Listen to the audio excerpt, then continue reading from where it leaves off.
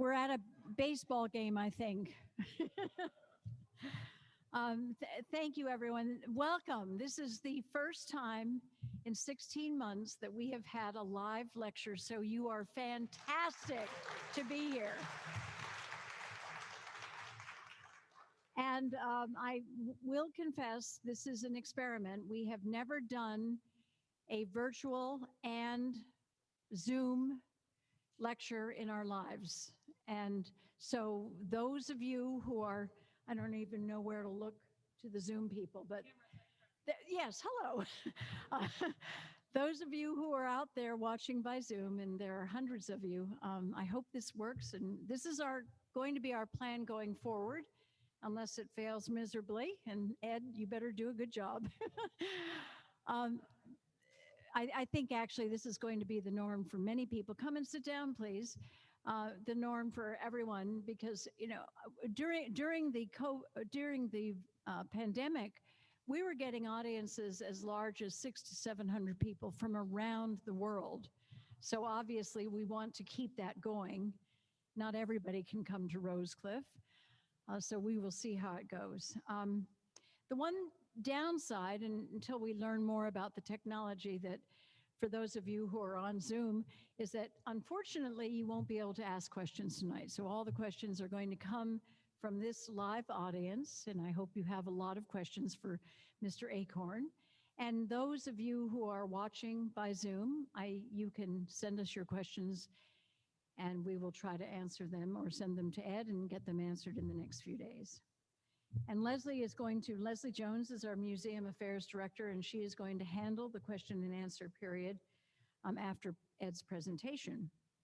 I do want to note that the next lecture, the summer series, is Sports in the Gilded Age, and our next lecture is going to be on the 15th of July, Thursday evening, 6 o'clock, featuring Mary Chris Foxworthy, who is an expert on coaching.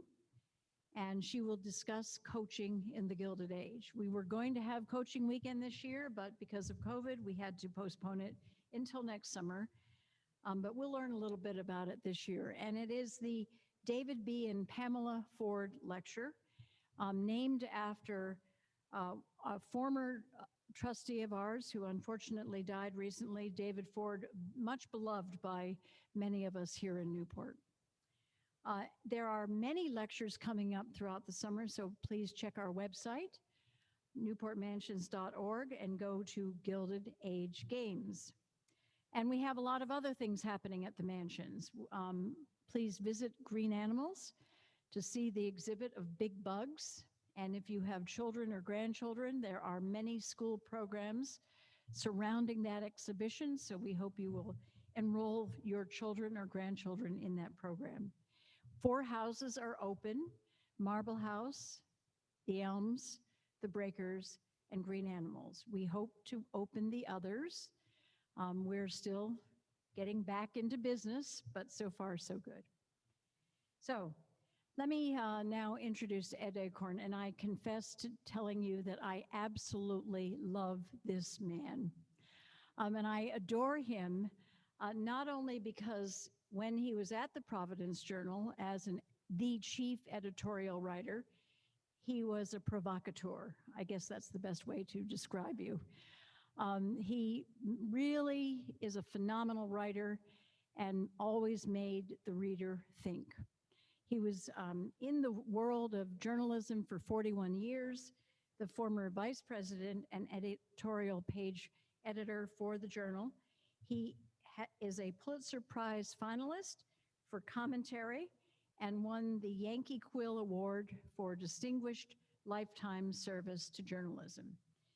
In addition to being a journalist, he is a critically acclaimed author on the topic of American history. His new book, Every Day of Blood, which I hope is here. No, it is not here. Well, it's out there.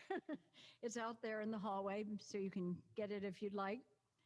The momentous second inauguration of Abraham Lincoln was named one of the best books of 2020 by The Economist magazine, and is an Amazon editor's choice for best history. I heard Ed talk about this book in Florida. I think it was about 3 days before the world shut down. And I've read the book, and it is really worth picking up.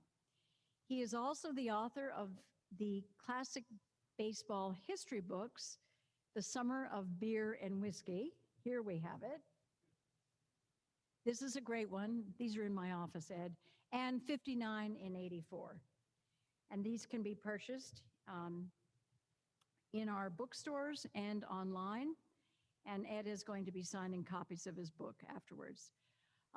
This man really loves baseball. I don't know, I hope you will tell us how you became so fond of baseball, but I don't think there's anybody who knows more about this sport than Ed Achorn, and we are so delighted to have you here. And I forgot to tell you, why do I like this man? And this is a personal opinion. You may not agree, but when we were going through all of our controversy about the Welcome Center, there was one man in America who stood up and defended us. And he did so on the pages of the Providence Journal. And it was Ed Achorn. And I have to tell you, oh, he lifted our spirits. So for that, I am grateful. Thank you very much, everyone. And I hope you enjoyed tonight's lecture.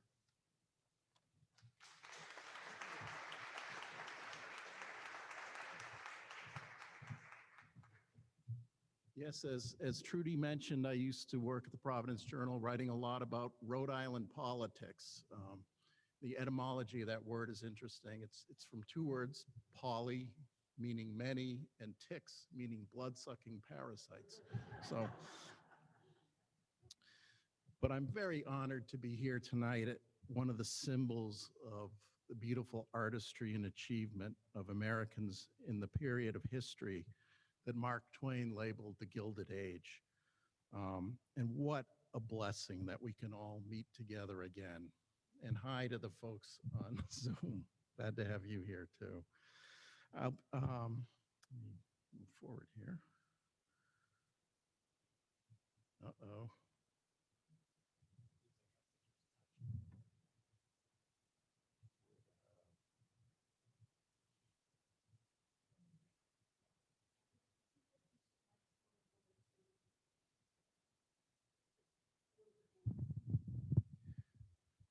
Okay, there we go.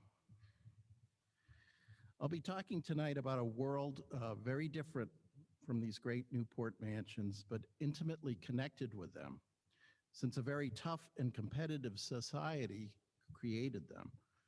And professional Major League Baseball, then known as the national pastime, was an emblem of the aggressive, rambunctious society. In 1889, just 10 years before this stunning mansion we are in was commissioned, Mark Twain called baseball the very symbol, the outward and visible expression of the drive and push and rush and struggle of the raging, tearing, booming 19th century. I'll talk about that wild brand of baseball in a little bit, but I just wanted to tell you a little bit about my love of baseball and of history. This is my first baseball book, 59 and 84. That's about Hall of Fame pitcher Old Hoss Radbourn, a very ornery and hard-drinking man who is in the Baseball Hall of Fame. He won 59 games in a single season, 1884, pitching for the Providence Grays in the National League, which of course still exists. That is a stunning number for a baseball pitcher, the most ever. And he pitched day after day, game after game, more than 678 innings, which is a mind-blowing number to people who know anything about baseball statistics. And I wanted to explain in this book how a human being could do that. This is my book about the wild and crazy competitor to the National League, the American Association. It was based in cities that were filled with immigrants who enjoyed beer at the ballpark, and in some cases whiskey, and games on Sunday. The National League banned all these things, and its tickets were half the price of the National League's, 25 cents instead of 50 cents. So this league saved baseball, in my opinion, and I write about that. This is my new book about 24 hours in the life of Abraham Lincoln and of America, based around Lincoln's greatest speech, the second inaugural. I tried to bring the same spirit of the baseball books to this great moment in American history. And two of these books, I think, will be on sale outside, and I'd be happy to sign them for you. Baseball goes way back in my family. This is my great-grandfather and great-grandmother with their 3 children. My grandfather, Ed Achorn, is on the left here, sort of dressed like a girl. He was born in 1884, the year Old Hoss Radbourn performed his miracles. This is him grown up around the turn of the century, no longer dressed like a girl. He was a pretty good semi-pro ball player. I, by contrast, was the worst Little League player in history, probably. My grandfather courted my grandmother at the 1914 World Series, which happened to be played at the 2-year-old Fenway Park, Boston Braves versus the Philadelphia Athletics. My grandparents were at both games played at Fenway, so they were there on this day this picture was taken. I like the news guys up here on the open roof. You see them up there? There were no OSHA regulations requiring any fencing to keep people from falling off. You just were responsible for yourself. This is the Green Monster in its original guise. Interestingly, my grandfather attended a 1904 doubleheader at the old Huntington Avenue grounds in Boston, in which Cy Young pitched one of the games. And in the crowd that day, according to newspaper accounts I read, were 2 former teammates of Old Hoss Radbourn, including George Wright, a member of the first openly professional team in 1869. So in a way, I can connect through my long-dead grandfather to the dawn of pro baseball. I grew up in Westboro, Massachusetts. I attended high school here at what looks like a medium security prison. And way back in April 1973, when I was 15, I skipped school to go to opening day at Fenway Park. And the next school day, I brought in a note of dubious origin saying, please excuse Edward because he was under the weather. The vice principal gave me a very dirty look. And when I got to my first class, a girl came up to me and said, did you see the front page of the Boston Globe sports section? I said, no, here it is. That's me on the right. With the long hair being pointed to my seat by the usher. Just busted playing hooky. It's just terrible. Well, I've always loved baseball, and I love early baseball especially because it was incredibly colorful. It's filled with people who are largely forgotten but deserve to be remembered, and it tells us so much about America and American culture. Baseball grew out of a bat and ball game played back in England.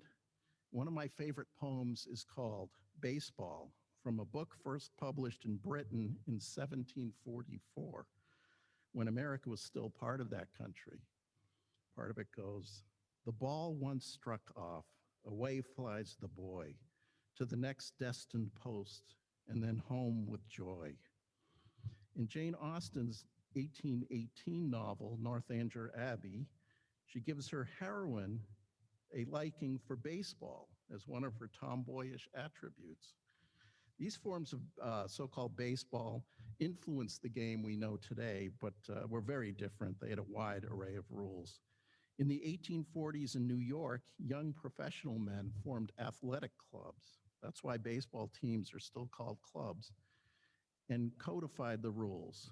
They put 9 men on the field, designated a diamond shape of the bases with a perfect distance of 90 feet between the bases, and created a game recognizable as the one played today.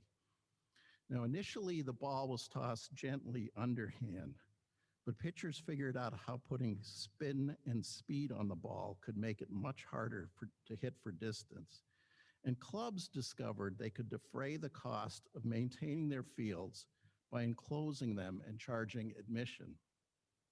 Many more people would pay admission if the clubs were winners. So these clubs started hiring professionals, ringers, on the sly. By the late 1860s, the game was turning into a professional one as top clubs hired the best players. This picture is a Currier and Ives lithograph of a game played in 1865, just after the end of the Civil War, featuring two top teams from the New York area. Leagues of professional ball clubs began 6 years later in 1871. This coincided with the growth of railroads, which permitted the best teams from various cities to travel around and play against each other under reliable schedules. By the late 1870s, a highly competitive and in some ways violent game involving superbly skilled players had emerged. The Providence Grays here in Rhode Island were part of the top league, the National League, founded in 1876. The clubs coming to play in Rhode Island arrived at this train station in downtown Providence. You might notice at the end of the square is Providence City Hall, which still stands.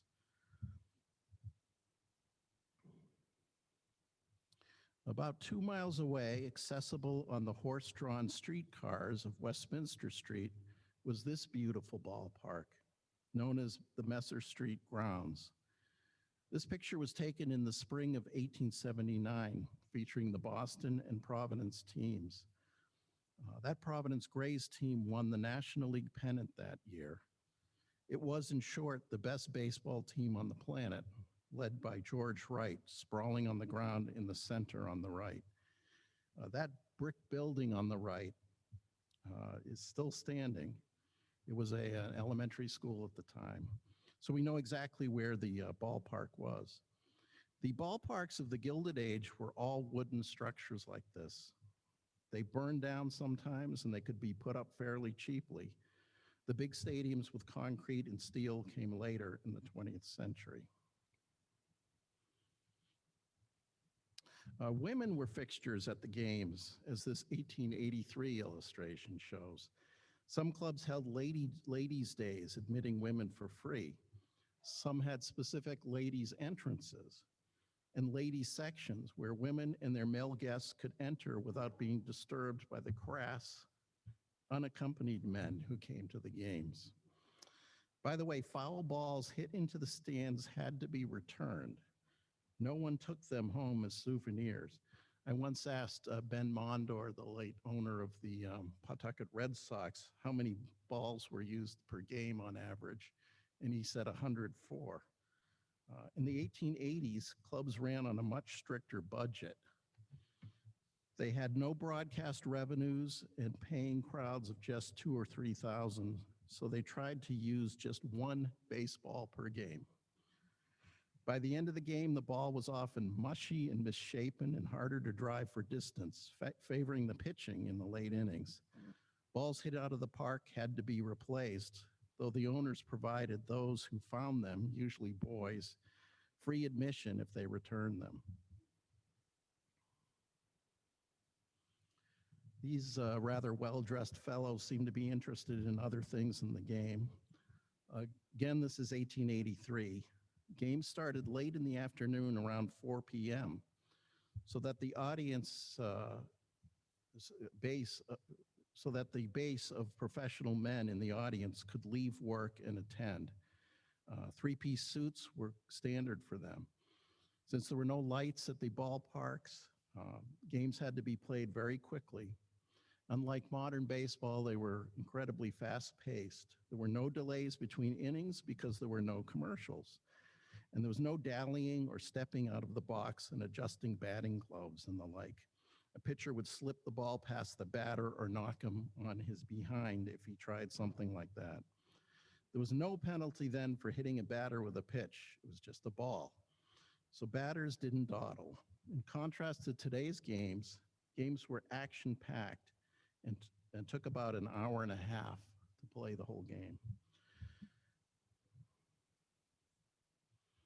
Here are some spectators who didn't want to pay the 25 cents admission. They're peeking at a game at the Polo Grounds in 1882. I think this fellow is only too happy to be steadying an attractive young woman on top of a barrel.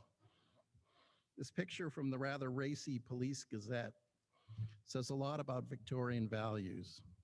Everybody's covered up and behaving somewhat properly, but there's a great deal of amorous energy in the air. One reason baseball franchises in the Gilded Age liked women at games was because their presence tended to make men behave better. These middle-class gentlemen at a game in 1883 are using a popular phrase at the time, shoot the hat, in reaction to this rather pompous and effete rich guy. It basically means remove your hat or we will shoot it off your head. I thought I'd read a short passage from 59 and 84 about the ballpark experience in the Gilded Age.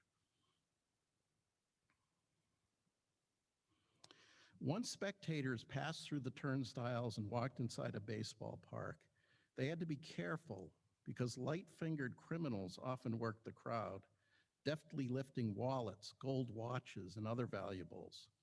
Mark Twain, attending a game in Hartford in 1875, lost his English-made brown silk umbrella when a boy snatched it away and disappeared in the crowd while the great writer was busy hurrahing. Twain published a notice in the Hartford Courant offering a $5 reward for its return. Quote, I do not want the boy in an active state, but will pay $200 for his remains, he declared.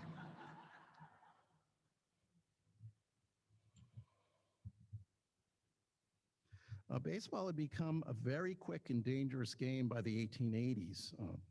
Pitchers were closer to the plate than they are today.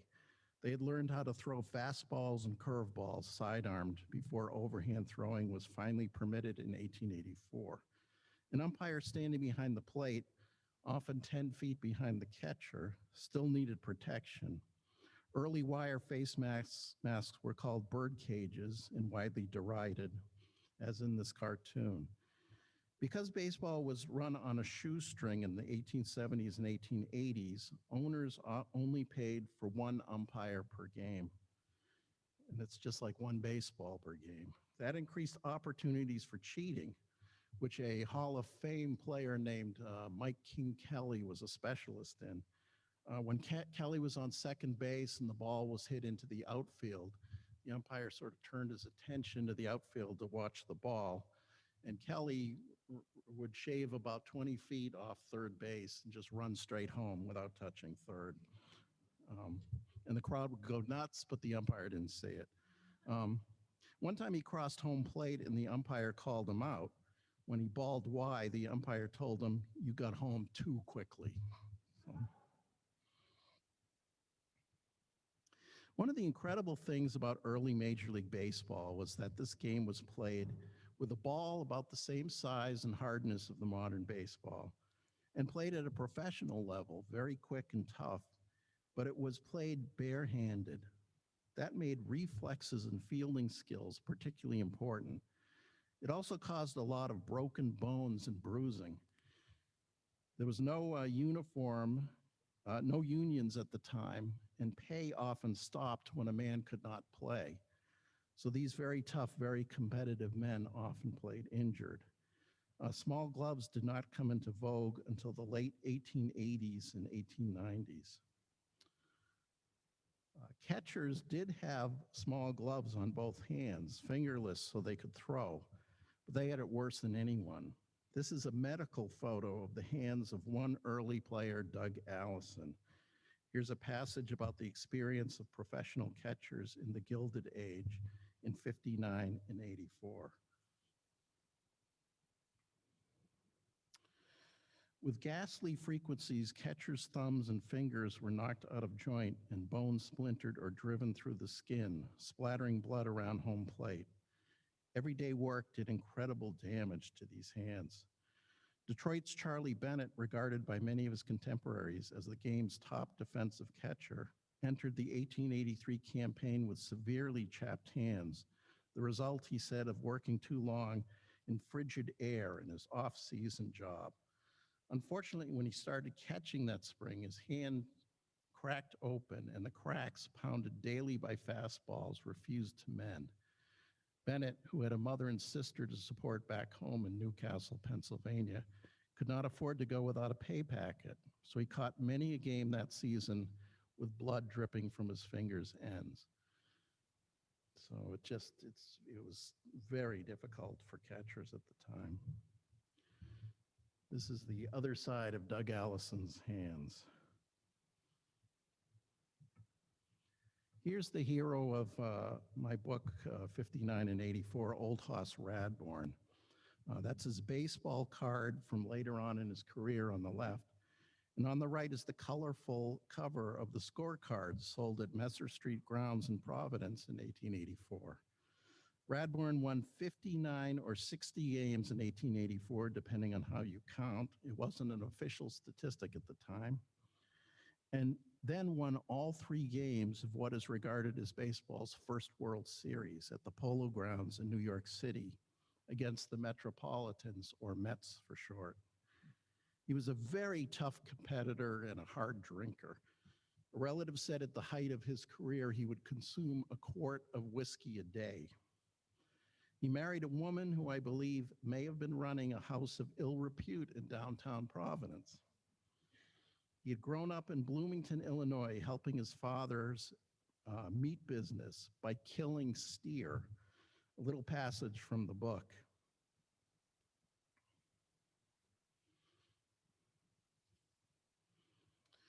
Radbourn never forgot where he came from.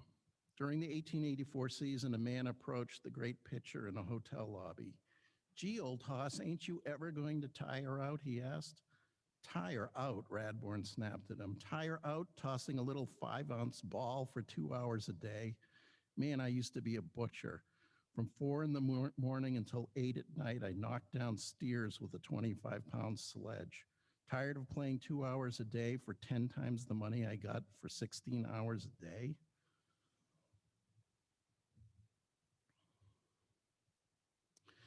These are the very rough customers who were members of the 1884 Providence Grays. And this picture was taken in Providence. That's Radbourn on the far left with a bat. The fellow in the middle who looks like a minister is their long-suffering manager, Frank Bancroft, who went on to become business manager of the Cincinnati Reds well into the 20th century. I'll read a short passage from 59 and 84 about the nature of professional ball players in those times.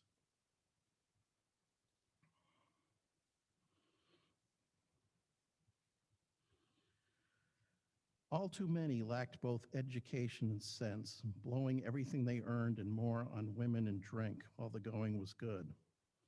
The New York Times, among others, was distinctly unimpressed, describing the typical ball player as a worthless, dissipated gladiator, not much above the professional pugilist in moralism, morality, and respectability. Boisterous and arrogant, clueless about how to behave in polite company, ball players were more or less despised and looked down upon. Baseball was mighty glamorous and exciting to me, remembered Connie Mack. But there's no use in blinking at the fact that at the time, the game was thought by solid, respectable people to be only 1 degree above grand larceny, arson, and mayhem. And those who engaged in it were beneath the notice of decent society. It's a very different attitude towards professional baseball players then. I love this image, which may be the first action photo of baseball ever taken. This is the 4th inning of the opening game on April 29th, 1886 at the Polo Grounds in New York. That's our man Radbourn pitching. Note the runner taking a big lead off first base and the umpire standing well back to keep from getting killed. The batter on deck with the dark sweater is another Hall of Famer, John M. Ward. Here's the photo of the two teams before that game. The Boston Red Stockings on the left. Some of them have white pullover sweaters. And the New York Giants on the right. The ornery Radbourn is in the top row on the far left, and he is doing something interesting with his middle finger.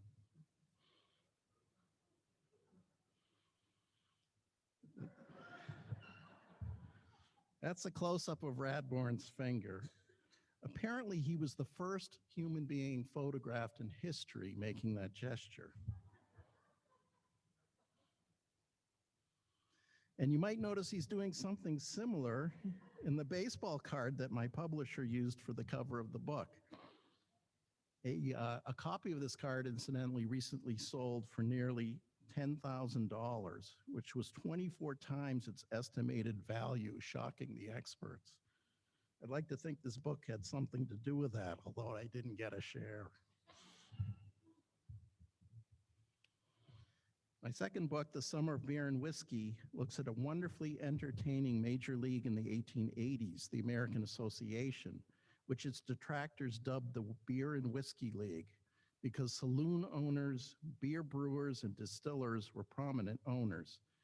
But it was this league that helped rescue baseball and make it truly America's game.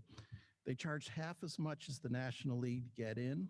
They scheduled games on Sunday when working people could attend, and they sold beer at ball games, all of which made their attendance figures much higher than the National Leagues. These are the St. Louis Browns, the direct forerunners of the St. Louis Cardinals. The fellow in the middle who looks a little like Charlie Chaplin is Chris Von der Ey, a German immigrant who ran a grocery and saloon in St. Louis. He's the owner of the club, and I think he helped save baseball. Here's his baseball card. He knew next to nothing about the game, but was fascinated with the activities at the ballpark located just down the street from his business. A series of native-born Americans had tried to make a go of baseball, but they had utterly failed. The game had been all but destroyed by gambling corruption. That was true all over the country, and baseball was nearly dead. Von der Ey, this immigrant grocer, decided he could do what the native-born Americans couldn't. He took his life savings and put it all into baseball. His formula was to hire honest players, to sell beer at the ballpark, to have Sunday games, and to charge a cheap admission. He also threw in some showmanship, doing things like introducing fireworks at the ballpark and putting a beer garden in right field. He helped create a new league where all this was possible, and he ended up making a fortune, which of course he blew. Here's a little bit about him in the book.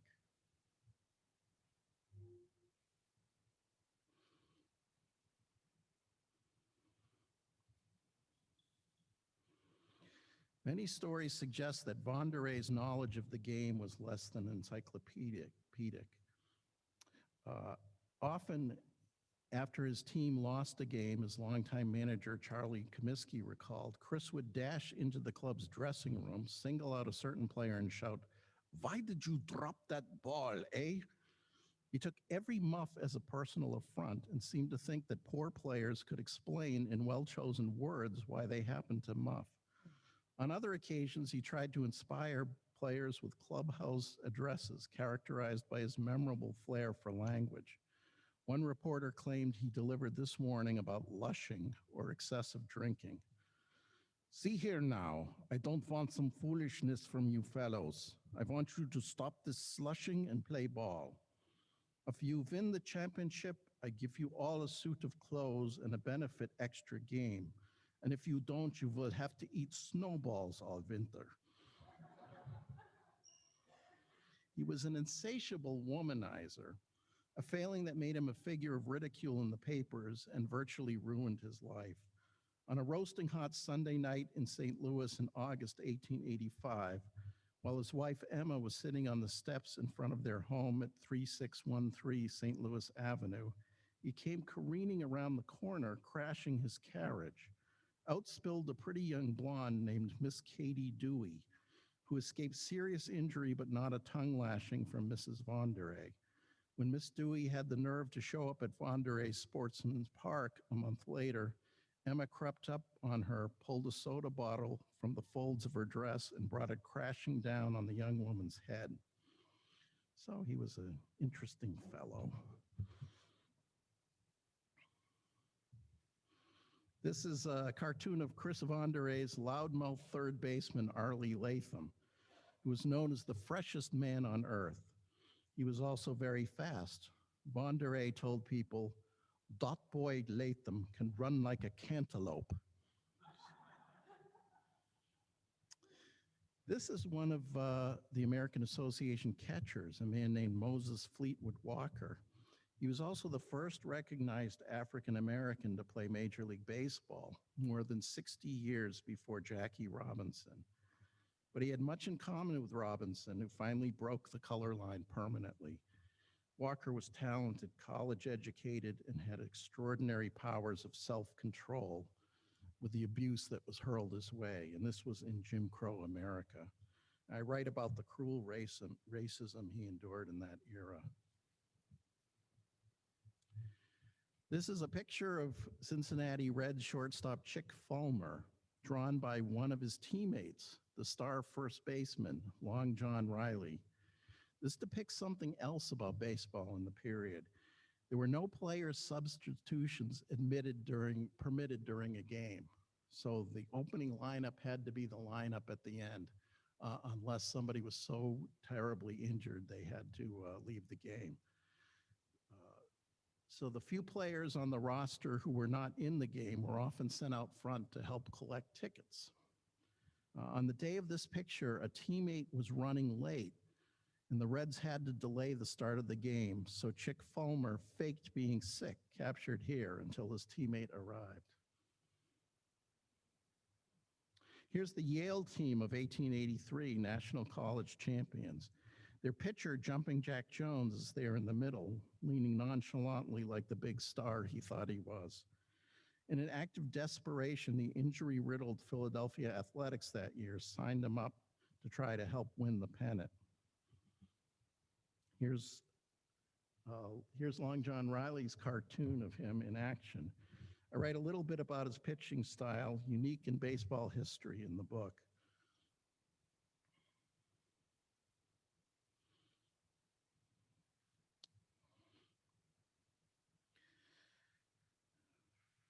Then he jumped 2 feet in the air while the batter gazed at him in astonishment, and the ball traveled squarely over the center of the plate, and 1 strike was called.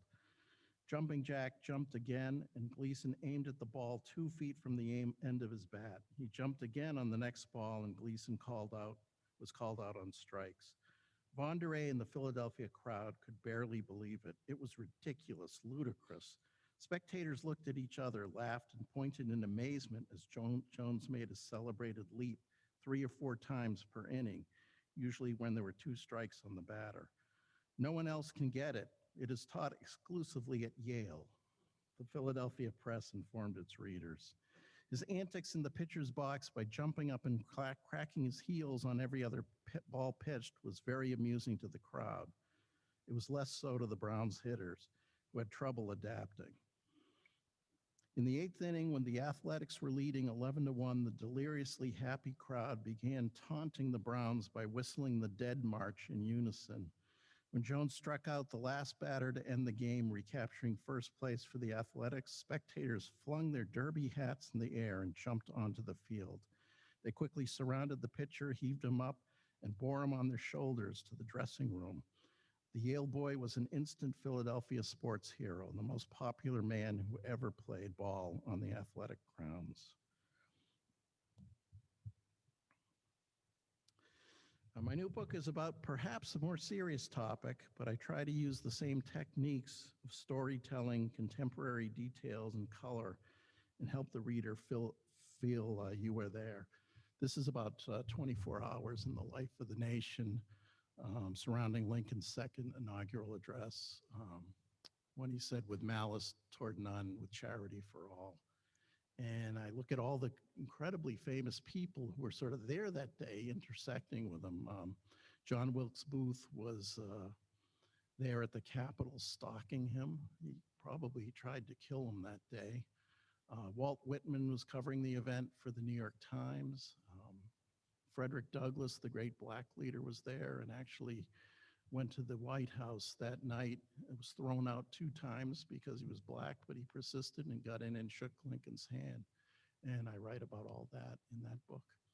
So thank you very much. That's a brief run through Gilded Age Baseball, at least the 1880s, and I'd be happy to answer any questions you have about any of these books or about baseball at the time. Thank you.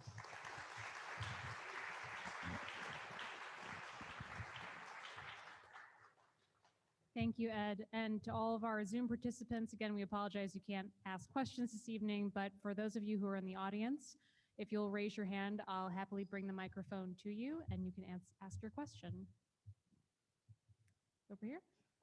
If you'll just hold it up close to your mouth. I was wondering, you mentioned that baseball players in the Gilded Age in the 1880s were not respectable career choices or fit that category of the respectable American middle class. I was wondering, at what point do you think that sort of pivot and change happened? Was it later into like the 20th century or by the end of the 19th? Yeah, I think it did happen probably into the 1930s, something like that. Baseball was considered a very rough and grimy sport for a long time, so it took a while, and they weren't paid that well in the early days. It just took a while for it to, Babe Ruth made his famous statement when somebody said, well, now you're getting paid more than the President of the United States. Ruth said, well, I had a better year than he did. So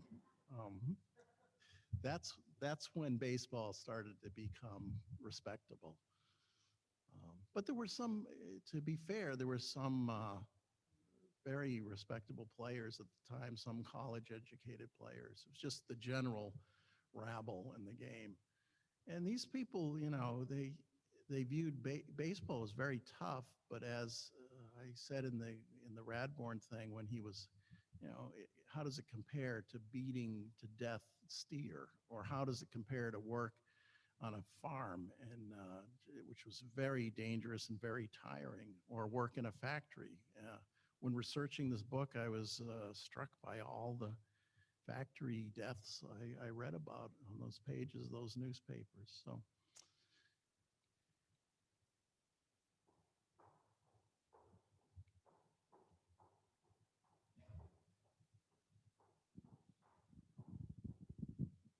Yes, sir. You spoke of Fenway. What impact did the ballparks themselves, even Fenway today, have on the legacy of baseball? Yeah, the early ballparks had were, as I mentioned, were very basic. They sort of were based on the style of racetrack grandstands, and they had very deep fences, so baseball didn't have very many home runs. To get a home run, you'd sort of have to hit it past the outfielders and run home before they could get it back home. So they're sort of all inside the park home runs in most cases. So later ballparks had more seats in them, and they were more jammed together, and that changed the nature of the playing on the field. And also these early parks, because they had such limited attendance, as I mentioned, the owners were very chintzy, so they had one umpire a game, they had one baseball game, and that obviously affects the quality of play on the field. Yes. Oops. Sorry, you gotta follow up? No. Okay, thank you. I have a question. It's a little later than that, but I was wondering what your feelings are on Shoeless Joe Jackson, since he was supposedly couldn't read or write, and why he's not in the Hall of Fame. That's it. Yeah, I think I'm such an old timer on this. I'm like 1920s moral fiber on this, but I think any gambling in the game is so dangerous to the game that they were right to keep him out of the Hall of Fame. And that's probably an unpopular position these days. But in looking at baseball history, like in 1877, there was a terrible gambling scandal, which nobody knows anything about, but it almost killed off the game. And I think what happened in 1919 was just shocking and terrible. And that was Shoeless Joe Jackson was a member of the Chicago so-called Black Stockings who sold out the World Series, and the Cincinnati Reds won the World Series instead.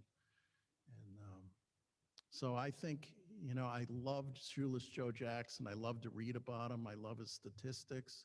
He was obviously Hall of Fame worthy as a player, but I think getting involved in gambling in any way, including not informing anyone when the game is being, when a World Series is being fixed, is serious business. So.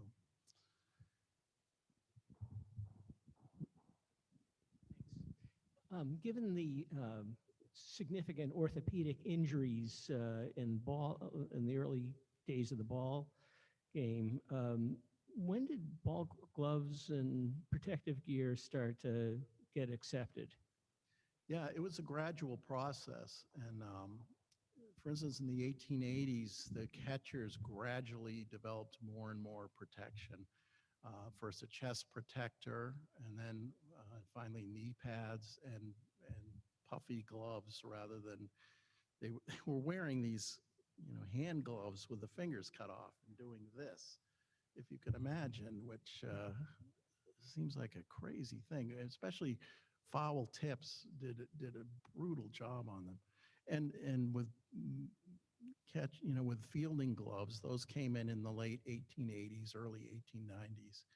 I don't know if you've been to the Baseball Hall of Fame, but you look at those early gloves and they're these tiny things. They just barely cover the hand. And ball players I remember reading a great book called what was it, The Glory of Their Times, which was interviews with 1920s, 1910 era players. And they're all talking about these modern players with these giant baskets for gloves. It's so easy to catch a ball that way, but we had to play with these little tiny gloves. And it's kind of ironic because the earlier players in the 1920s were complaining about these modern players who have gloves on their hands. We had to play barehanded. So every generation sort of looks back at the other and thinks they didn't have it as tough. Anyone else?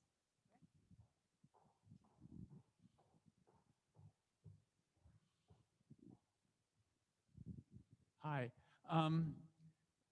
You mentioned that they traveled around, the teams traveled around city to city by rail. I'm just wondering how far they traveled. What was the range? How far did the Providence Grays go? Yeah, to play? that's good. Yeah, it was basically half of the country at that time. They didn't go all the way out to the West Coast because that was just too big a journey. So the farthest west was Chicago. And they played the Chicago White Stockings, which still exists as the Cubs today. It's interesting, a lot of these teams they played are still in existence. So yeah, they went out as far as Chicago, and they couldn't go much farther than that because they had too many games to play, and they couldn't afford not playing before a paying audience for that many days while traveling. So. Hi. Yes. You mentioned that sort of during this era, the sport became known as the national pastime. I was hoping you could just talk a little bit about how it took that spot in the nation's conscience and how it sat beside or overtook other organized sport in that way. Yeah, in the early going, there was a great competition between cricket and baseball, if you can believe it. And there were traveling cricket teams that went to cities. I was just looking into the 1860 Republican Convention, and there was the Cincinnati Union Club, which was a pretty famous cricket club that went to Chicago during the convention week and played there. So it was basically, I mean, horse racing was phenomenally popular. Um, Cricket and baseball battled it out for a long time, and then baseball eventually became the more popular game because of the things I was saying. It was very fast-paced. We don't think this about baseball now. We think, oh my God, it drags on forever. But in the 1880s, it was an hour and a half. It was no breaks between innings. It was fast. It was total action from start to finish, and people just loved it. And it gradually became a popular game to watch and one to play. And immigrants coming over here, they turned to baseball as a way to say to their friends, I'm an American like you are. And so it did become the national game. And it continued that way for a long time. Yes?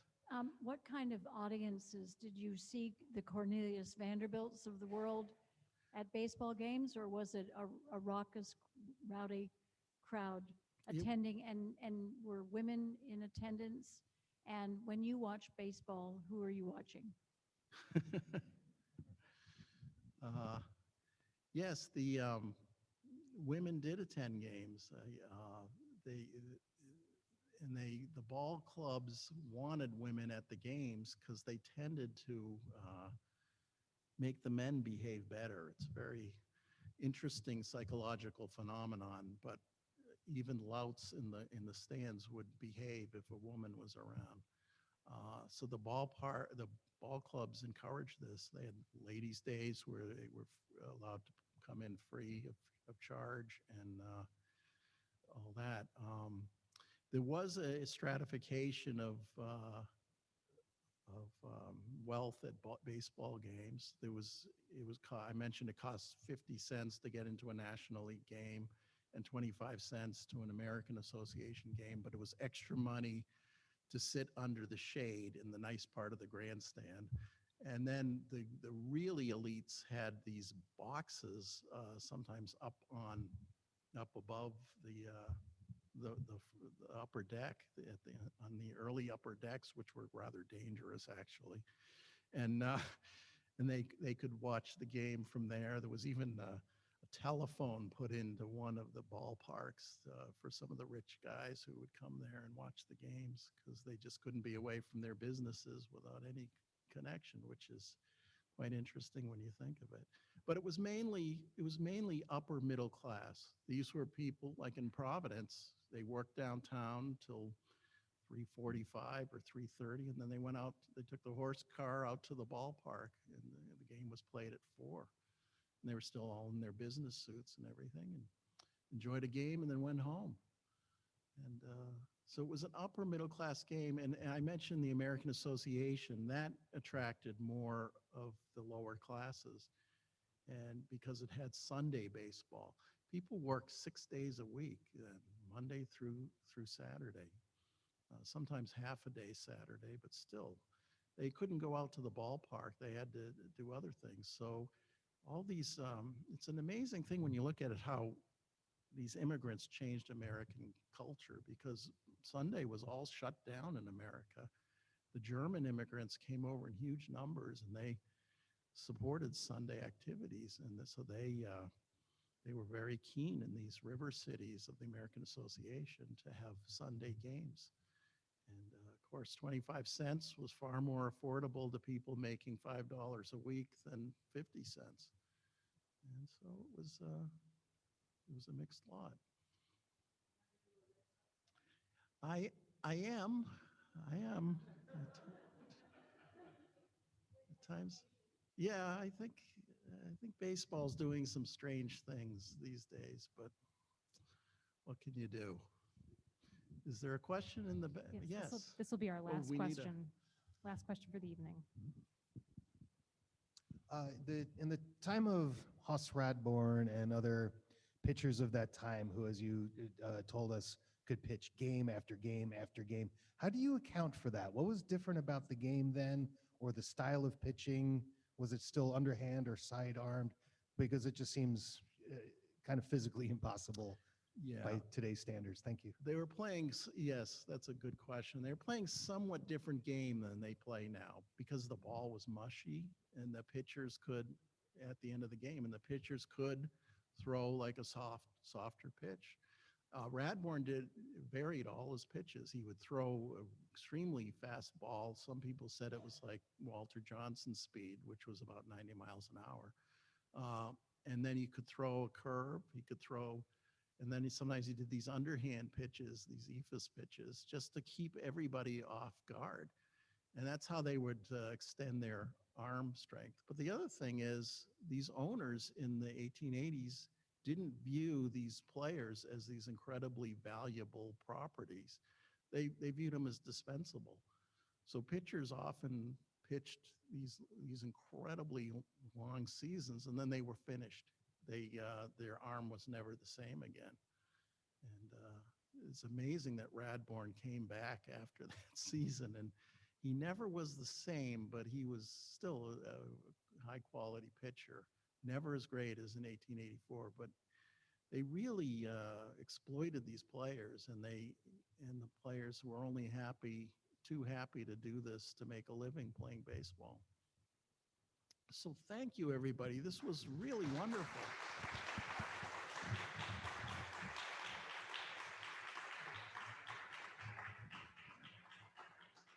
And as they say, I'll be out here signing books. So if any way you want me to. So great. Thank you so much. Thanks, Zoom crowd.